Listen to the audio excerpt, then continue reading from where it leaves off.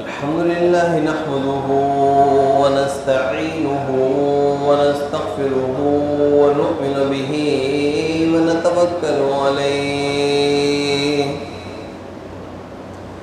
ونعوذ بالله من شرور أنفسنا ومن سيئات أعمالنا من يهده الله فلا مضل له ومن يضلله فلا هادي له أما بعد فأعوذ بالله من الشيطان الرجيم بسم الله الرحمن الرحيم ليلة القدر خير من ألف شهر وقال الله تبارك وتعالى في شان حبيبه مخبرا وآمرا إن الله وملائكته يصلون على النبي يا أيها الذين آمنوا صلوا عليه وسلموا تسليما اللهم صل على سيدنا ونبينا ومولانا محمد وعلى آله وأصحابه وبارك وسلم صلاة وسلاما عليك يا سيدي يا رسول الله وعلى آلك وأصحابك يا حبيب الله مولاي صل وسلم دائما أبدا على حبيبك خير الخلق كلهم يا رب بالمصطفى بلغ مقاصدنا واغفر لنا ما مدى يا واسع الكرم فاق النبيين في خلق وفي خلق ولم يدانه في علم ولا کرم. عزیزان من، قرآن کو رمضان سے اور رمضان کو قرآن سے خاص نسبت ہے.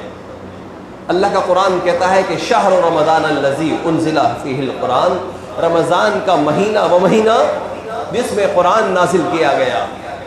تمام آسمانی کتابیں توریت، زبور، انجیل، یہ تمام کی تمام ماہ رمضان میں نازل ہوئی.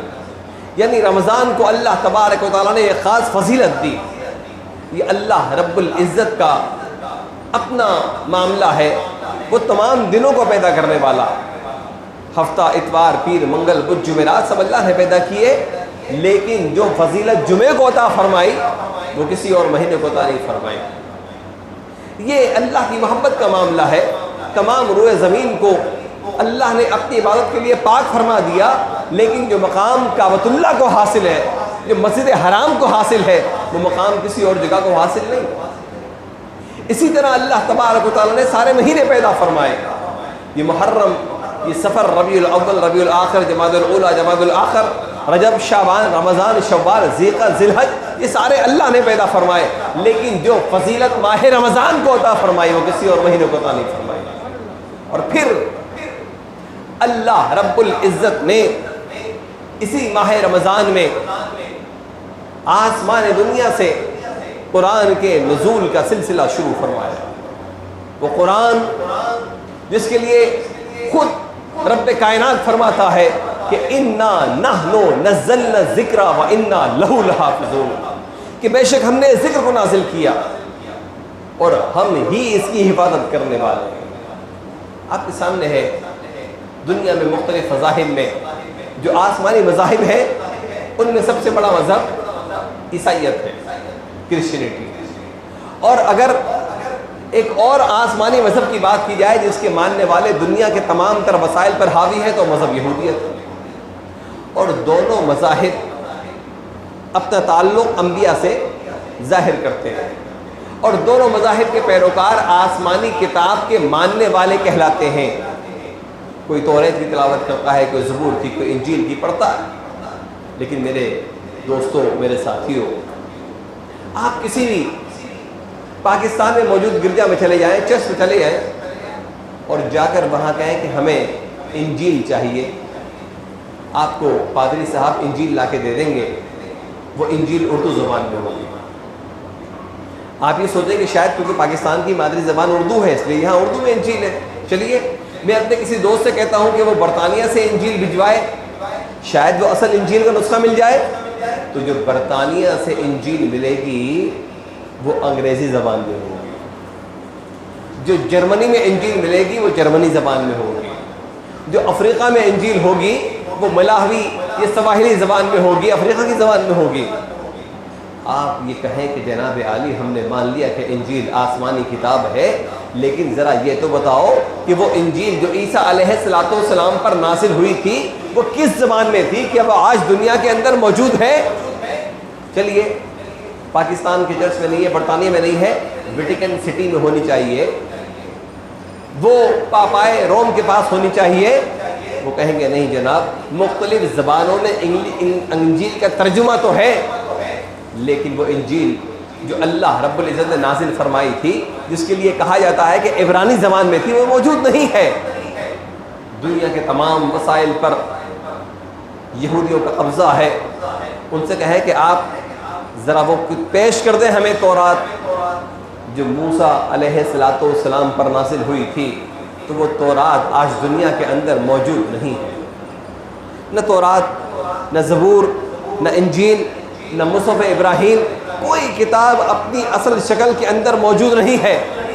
بلکہ آپ کی معلومات کے لیے عرض کروں کہ آج سے 7-8 سال پہلے تک صرف امریکہ میں عیسائیوں کے 200 فرقے رجسٹرڈ تھے۔ ان کا اصول یہ ہے کہ کوئی بھی اگر اپنی مذہب کی تبلیغ کرنا چاہے اس کو باقاعدہ وہاں کے ریاست کے قوانین کے تحت رجسٹرڈ کروائے، تبلیغ کرے۔ 200 فرقے عیسائیت کے رجسٹرڈ تھے، لیکن کسی کے پاس انجیل موجود نہیں تھی۔ حضرات محترم، یہ تو آسمانی کتابوں کا معاملہ ہے۔ وہ مذاہب جو آسمانی کتابوں کے علاوہ ہیں، ان میں ایک بڑا مذہب ہندوازم، ہندو مت ہے۔ آپ ہندوستان چلے جائیں، آپ کہیں کہ گیتا دے دو، آپ کہیں کہ اپنی وید دے دو، ایک جگہ جو ان کی مذہبی کتاب ملے گی اس میں اشلوکوں کی تعداد کچھ اور ہوگی، اور دوسری ریاست میں جو مذہبی کتاب ملے گی اس میں اشلوک مختلف ہوں گے۔ عیسائیت کے ماننے والوں کے پاس انجیل نہیں، یہودیوں کے پاس توریت نہیں، ہندوؤں کے پاس کوئی ایک مذہبی کتاب نہیں۔ دنیا کے تمام مذاہب کو دیکھ لیجئے، ہر مذہب کے ماننے والے کو اپنے مذہب سے پیار ہوگا، لیکن ان کے پاس کوئی ایسی اتھینٹک کتاب نہیں ہوگی جسے وہ یقین سے کہہ سکیں کہ یہ وہ کتاب ہے جس پر تمام مذاہب کے ماننے والے عمل کرتے ہیں۔ یہ اللہ کے قرآن کا اعجاز ہے، یہ اللہ کے قرآن کی عظمت ہے، یہ اللہ کے نبی صلی اللہ علیہ وآلہ وسلم کا صدقہ و طفیل ہے کہ اللہ رب العزت نے اپنے محبوب کے سینہ اقدس پر جو قرآن نازل کیا، جبرائیل امین لے کر آتے رہے، اللہ کے نبی صلی اللہ علیہ وآلہ وسلم وہ قرآن دہراتے رہے، وہ قرآن صحابہ کے سامنے بیان کرتے رہے۔ صحابہ کرام نے اس قرآن کو جمع کیا، پتوں پر لکھا، درختوں کی چھال پر لکھا، پتھروں پر لکھا، اس زمانے میں جو ذرائع میسر تھے ان پہ لکھا، اور پھر قرآن کتاب کی شکل میں مدون کیا گیا۔ وہ قرآن آج اس طرح محفوظ ہے کہ کراچی سے لے کر خیبر تک، ارے آپ نکلے پاکستان سے لے کر دنیا کا آخری ملک، آپ کو کینیڈا مل جائے گا جہاں وینکوور کے بعد کوئی آبادی نہیں ملے گی، آگے ساری برف ہی برف نظر آئے گی۔ وینکوور کے کسی حصے میں چلے جائیں اور کہیں کہ قرآن لا کر دکھا دو، وہی قرآن ہوگا الحمد سے لے کے والناس تک۔ کراچی کی کسی مسجد میں چلے جائیں، چاہے کوئی بھی فرقے کا فرد ہو جو کلمہ پڑھتا ہوگا اس کے پاس قرآن ہی ہوگا الحمد سے لے کے والناس تک۔ آپ افریقہ کے جنگلات میں چلے جائیں، آپ کسی ایسے مقام پر جائیں جہاں مسلمان نہیں رہے ہوتے ہوں، کسی بھی مذہب کے ماننے والے ہوتے ہوں، ان سے کہو کیا تمہارے پاس قرآن ہے؟ لائبریری میں بطور پروف کے رکھا ہوا ہوگا، وہ قرآن ہوگا الحمد سے لے کے والناس تک۔ یہ اللہ کا قرآن ہے، انا نحن نزلنا الذکر وانا لہ لحافظون، کہ ہم نے اس قرآن کو نازل کیا، ہم اس کی حفاظت کرنے والے ہیں، اور اس طرح حفاظت کرتے ہیں کہ قرآن سینے کے اندر اترتا چلا جاتا۔ آپ ذہین سے ذہین، آپ کا کوئی کزن، بھانجا، بھتیجا، بھائی جو میٹرک میں ہو، انٹر میں ہو، آپ کو یہ خیال ہو کہ بہت ذہین ہے، پوزیشن لاتا ہے، وہ اس سال پوزیشن لے آئے، 2 سال کے بعد اس سے کہیں کہ جو آپ نے میٹرک میں بایولوجی پڑھی تھی ذرا سنا دو، کہے گا بھائی جان وہ تو امتحان دینے کے لیے پڑھی تھی بھول گیا. جو انٹر میں پوزیشن لے کر آئے, پورے شہر کے لاکھوں نوجوانوں کے اندر پوزیشن لے کر آئے, جب وہ گریجویشن کر لے, انجینئر بن جائے, ڈاکٹر بن جائے, سافٹ ویئر کا انجینئر بن جائے, اس سے کہیں کہ وہ جو انٹر میں آپ نے کتابیں پڑھی تھی ذرا سنا دو, کہے گا وہ تو صرف انٹر کا امتحان دینے کے لیے پڑھی تھی. آپ کہیں گے تم تو بڑے ذہین ہو, پورے خاندان میں تمہاری شہرت ہے. وہ کہے گا بھائی صاحب صحیح کہہ رہے ہیں, لیکن وہ ذہانت فقط امتحان دینے کے لیے تھی, پڑھا اور بھلا دیا.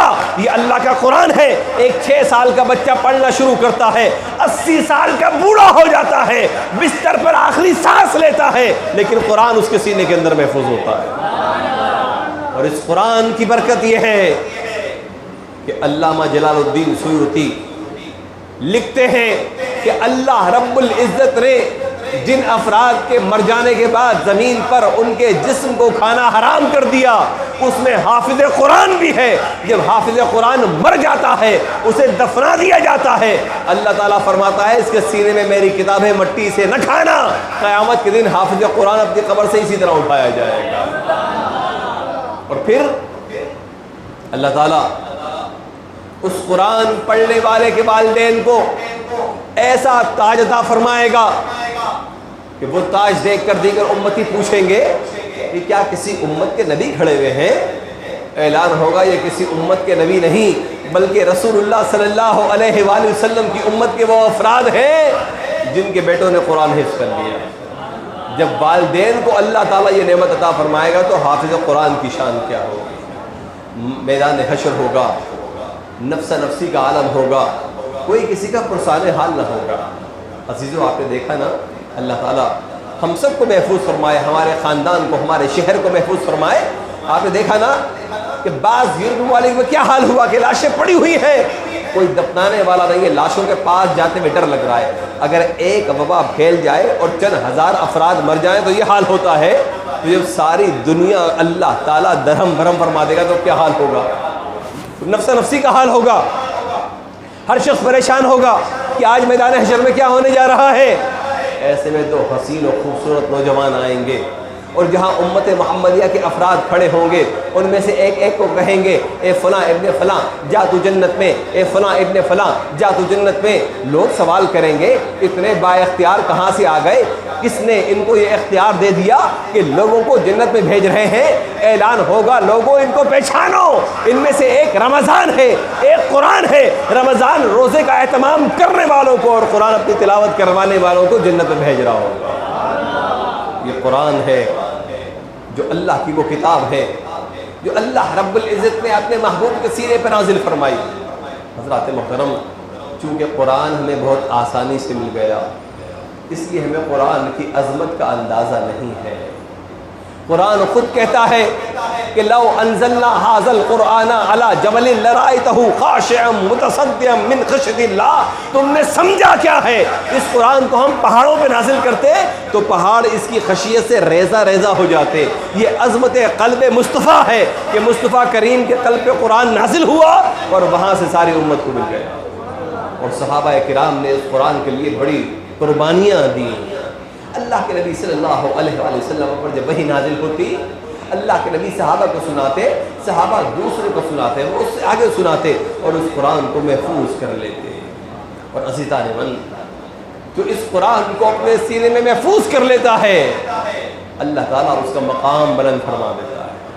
دیکھیے ہم سب پیچھے ہاتھ باندھے کھڑے ہوتے ہیں, ڈپٹی ڈائریکٹر صاحب پیچھے کھڑے ہیں, کلکٹر پیچھے کھڑا ہے, تھانے دار پیچھے کھڑا ہے, نمبردار پیچھے کھڑا ہے, سردار پیچھے, اور حافظ قرآن مصلی پہ کھڑا ہوا امامت کر رہا ہے. یہ قرآن دنیا بھر کی کتابوں کا امام ہے اور جو اسے حفظ کر لے اسے اپنے مصلی کا امام بنا دیا کرتا ہے. یہ قرآن کی عظمت ہے. یہ قرآن اللہ کا وہ کلام ہے کہ پڑھا جاتا ہے فرش بری پر, فرش زمین پر, اور سنا جاتا ہے عرش بری پر. جب کوئی تلاوت قرآن کرتا ہے تو فرشتے آتے ہیں اس کی تلاوت کو سننے کے لیے. اور فرمایا نبی کریم صلی اللہ علیہ وآلہ وسلم نے کہ قرآن کے ایک ایک حرف کی تلاوت پر اللہ تعالیٰ ایک ایک نیکی عطا فرماتا ہے. پھر فرمایا کہ میں یہ نہیں کہتا کہ الف لام میم ایک حرف ہے، بلکہ الف ایک الگ حرف، لام الگ حرف، میم الگ حرف۔ اگر کسی نے الف لام میم کہا تو اللہ تعالیٰ نے اس کو 3 حرف کا ثواب عطا فرمایا، اور اللہ کسی نیکی کا ثواب ایک نہیں بلکہ ایک نیکی کا 10 گنا عطا فرماتا ہے۔ تو ایک بار الف لام میم کہنے پر اللہ تعالیٰ نے 30 نیکیاں عطا فرمایا، اور جس نے پورا قرآن سنا تو اس کی نیکیوں کا کوئی شمار ہی نہیں ہے۔ قرآن یاد کرنے کو بار بار دہرایا تو اس کی نیکیوں کا کوئی شمار ہی نہیں۔ نبی کریم صلی اللہ علیہ وسلم کے پاس صحابہ تشریف فرماتے، اتنے میں ذکر ہوا کہ بنی اسرائیل کے بعض انبیاء ایسے تھے جنہوں نے 80 سال تک عبادت کی اور عبادت میں ذرہ برابر فرق نہ کیا۔ نبی بنی اسرائیل کے بعض انبیاء ایسے تھے جس میں حضرت یوشع علیہ السلام بھی شامل ہیں، حضرت حزقیل بھی ایک نام آیا، اور کئی نام آئے کہ جنہوں نے 80 سال اللہ کی بے ریا عبادت کی۔ جب صحابہ کرام نے یہ سنا تو ان کے دل میں یہ خیال پیدا ہوا کہ کاش ہمیں بھی اتنی عبادت کی مہلت مل جائے، اس لیے کہ اس امت کے لوگوں کی عمر اوسطاً کم ہے۔ ظاہر ہے کہ 80 سال عبادت کے معنی یہ ہے کہ 12-14 سال میں بالغ ہونے کے بعد عبادت کی ہوگی، تو عمریں 95 سال تک پہنچ گئی، 100 سال تک پہنچ گئی۔ جب صحابہ کرام کے دل میں یہ رشک پیدا ہوا کہ کتنے عظیم لوگ تھے کہ 80 سال عبادت کی مہلت مل گئی، اللہ رب العزت کو اپنے نبی کے صحابہ کا یہ رشک اتنا پسند آیا کہ جبرائیل امی آئے اور کہا یا رسول اللہ تعالیٰ فرماتا ہے لیلۃ القدر خیر من الف شہر، یہ تڑپ رہے ہیں کہ ہم 80 سال عبادت کیسے کریں گے، ان کے دلوں میں تمنا ہے کہ 80 سال تک عبادت کا موقع کیسے ملے گا۔ اے نبی بتا دیجئے، آپ کے صدقے ہم نے آپ نے امتیوں پر اتنا کرم کیا ہے، یہ شب قدر میں ایک رات عبادت کریں گے، ہم انہیں 1000 مہینوں سے زیادہ ثواب عطا فرمائیں گے۔ اور 1000 مہینوں کو اگر آپ 12 پہ تقسیم کریں تو 84 سال 83 سال 4 ماہ بن جاتے ہیں، یعنی ساری زندگی کی عبادت ایک طرف اور شب قدر کی عبادت ایک طرف۔ پھر نبی کریم صلی اللہ علیہ وآلہ وسلم ایک موقع پر شب قدر کے تعین کے لیے باہر تشریف لائے کہ اتنے میں 2 افراد میں کسی بات پر اختلاف ہو گیا، جھگڑا ہو گیا، اور اللہ کے نبی صلی اللہ علیہ وآلہ وسلم نے پھر وہ بات ان کے سامنے بیان نہیں کی، کہا کہ اگر تم نہ جھگڑتے تو میں تمہیں بتانے آیا تھا کہ شب قدر کون سی رات ہے۔ معلوم کیا ہوا کہ جھگڑا کرنے سے برکت ختم ہو جاتی ہے، بلکہ جھگڑے کی جب ایک بات آئی تو عرض کرتا چلوں، اللہ کے نبی صلی اللہ علیہ وآلہ وسلم نے ایک موقع پر جناب عائشہ صدیقہ رضی اللہ تعالیٰ عنہ سے کہا کہ عائشہ پوچھو کیا پوچھنا، کوئی ایسی بات پوچھو ہو جو تم نے آج تک نہ پوچھی۔ جناب عائشہ نے کہا یا رسول اللہ، میرے آقا اگر آپ مجھے مہلت عطا فرما دیں تو میں اپنے بابا جان سے مشورہ کر لوں۔ انہوں نے سوچا کہ یقیناً آج دریائے رحمت جوش پہ ہے تو کوئی ایسی بات پوچھوں کہ میرا بھی فائدہ ہو جائے اور آنے والے بعد ساری امت کا فائدہ بھی ہو جائے۔ حضرت ابوبکر صدیق رضی اللہ تعالیٰ عنہ سے کہا کہ بابا آج دریائے رحمت آقا کا بہت جوش ہے، وہ کہہ رہے ہیں کہ عائشہ پوچھو کیا پوچھنا ہے۔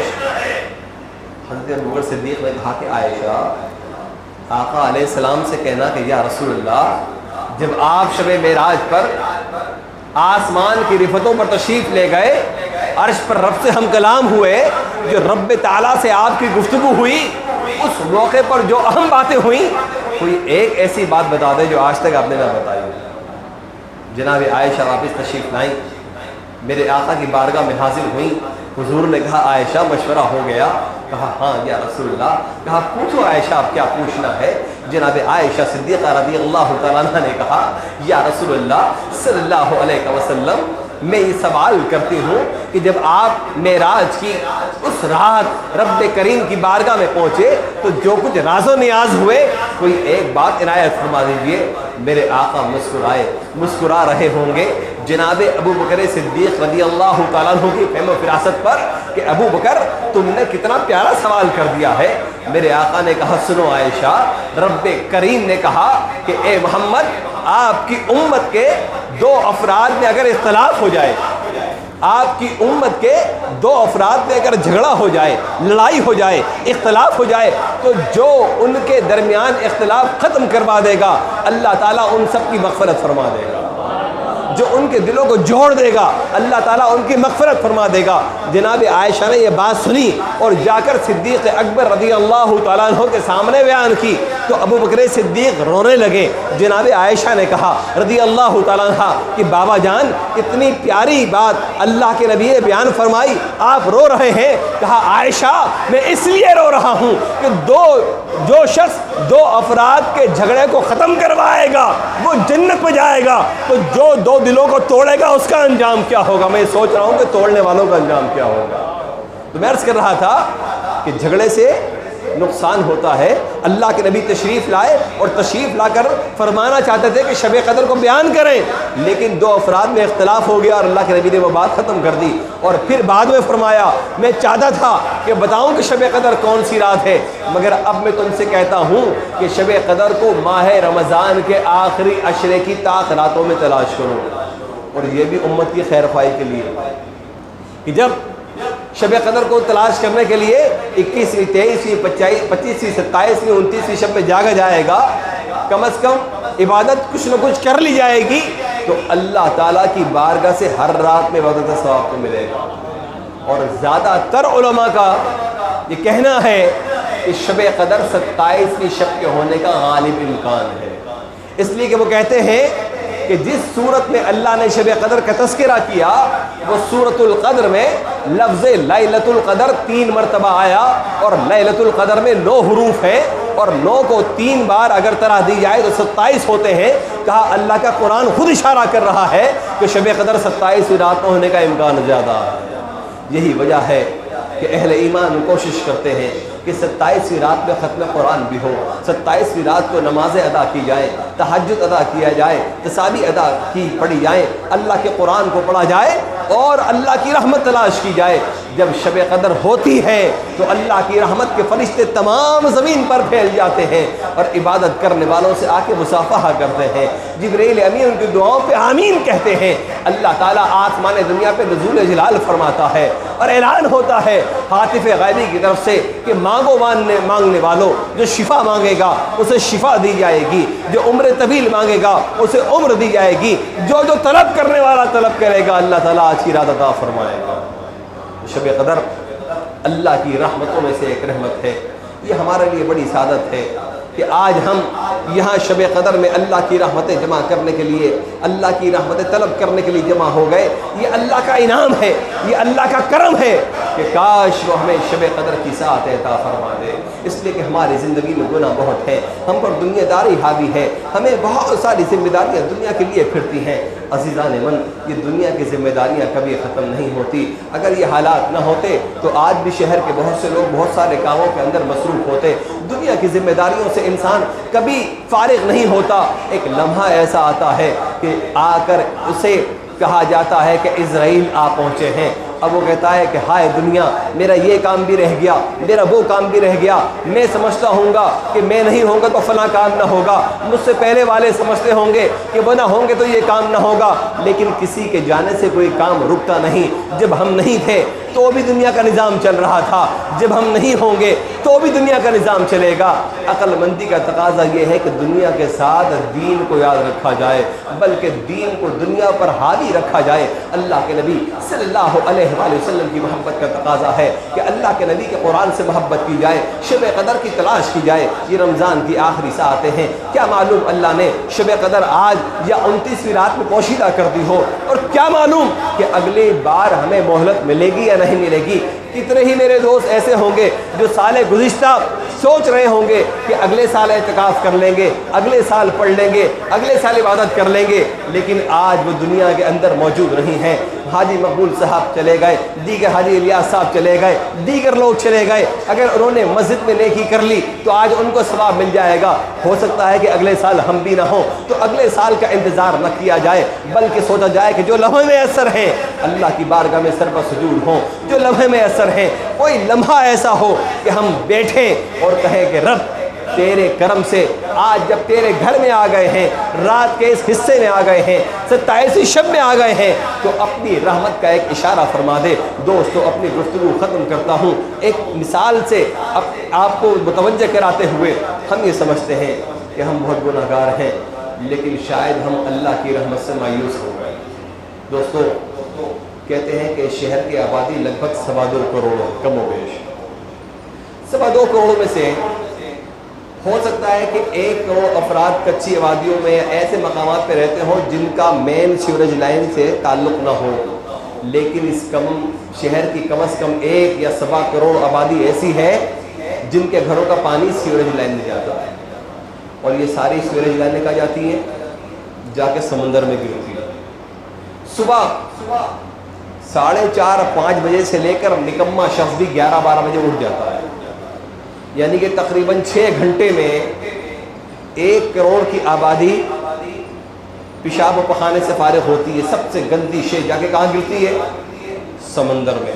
اس 6-7 گھنٹے میں وہ گندگی کہ اگر ایک قطرہ میرے لباس پہ آئے تو لباس ناپاک، مسلح پہ گر جائے تو مسلح ناپاک، جسم پہ لگے تو جسم ناپاک، 1 کروڑ افراد کی وہ گندگی، وہ غلاظت جا کر سمندر میں گرتی ہے۔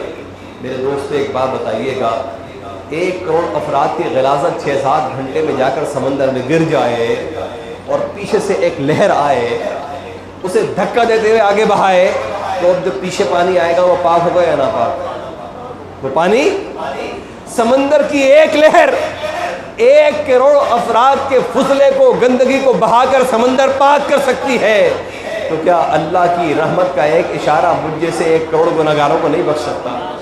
ہم نے اللہ کی رحمت کو سمجھا ہی نہیں۔ یقیناً ہم نے جھوٹ بھی بولا ہوگا، ماں باپ کی نافرمانی بھی کی ہوگی، اور بہت سارے گناہ کیے ہوں گے۔ آؤ اپنے گریبان میں جھانکوں، عزیزان من کے لباس تو ہمارے جسم کو چھپائے ہوئے ہیں نا، لیکن ہم تو جانتے ہیں۔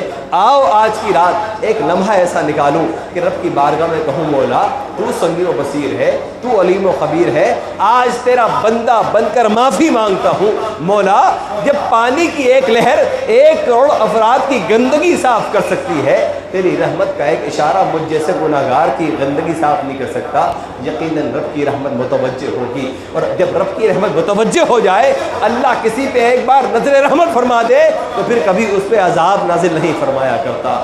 آؤ عذاب سے نجات کی طرف، آؤ محبت رسول کی طرف، آؤ اطاعت خدا کی طرف۔ اللہ تعالیٰ میرا آپ کا جمع ہونا قبول فرمائے۔ شب قدر کی ساعتوں میں ہمیں وہ لمحہ عطا فرمائے جہاں ہمارے گناہوں کی بخشش ہو جائے اور ہم جہنم کی آگ سے بچ جائیں۔ اس آخری عشرے میں جب عشرہ خلاصی جہنم میں فہرست مرتب ہو تو رسول محترم کے طفیل، ان کے وسیلہ پاک سے میرا نام بھی، حاضرین کا نام بھی، سننے والوں کا نام بھی، سنانے والوں کا نام بھی، جہاں تک آواز جا رہی ہے ان کا نام بھی، ہمارے اعزا اقربا جو گزر گئے ان کا بھی، جو آنے والے ہیں ان کا نام بھی، اس جہنم کی فہرست سے نکل کر جہنم سے خلاصی پانے والوں میں شامل ہو جائے تو ہم کہیں گے، مولا شب قدر کی ساعت ہمیں مل گئی۔ اللہ تعالی ہمیں توفیق عطا فرمائے کہ ہم عمل کریں اور نجات کے راستے کی طرف چلیں۔ اللہ تعالی ہم سب کے گناہوں کو معاف فرمائے۔ وما علی الا البلاغ۔